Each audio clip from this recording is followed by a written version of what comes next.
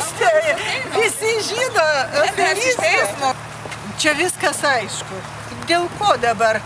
Vien tik praeitis jos, su kuo jinai gyvena ir iš vis. Ne, tai, kad tokia žvaigždė ir šitaip darytų, tai jinai to tik suvokti rėjo. Televizijos žiūrovai? Gėda, Lietuvai gėda. Mes žiūrim ir gėda.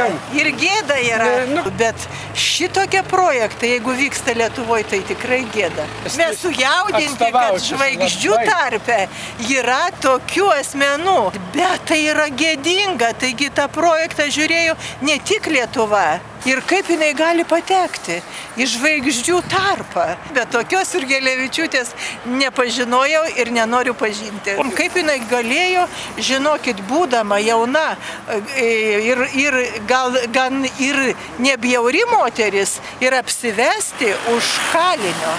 Ir dar Seimo nario namuose jinai buvo nufilmuota. Tai kažin, ar ten nebuvo irgi peripetijų. Bronė. Malonu.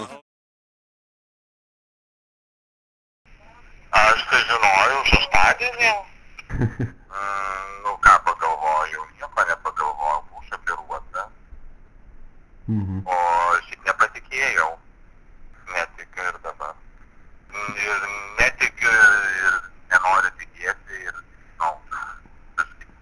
man atrodo, kad čia yra provokacija ir kad čia kažkas nori daro.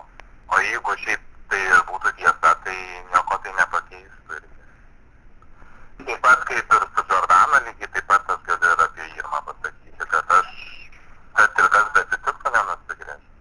Aš galėčiau palinkėti, kad kuo daugiau stiprybės ir kad jinai žinotų, kad yra palaikoma ir tie, kurie ją kaltina, tegu patys į save pasižiūri prieš tai, kad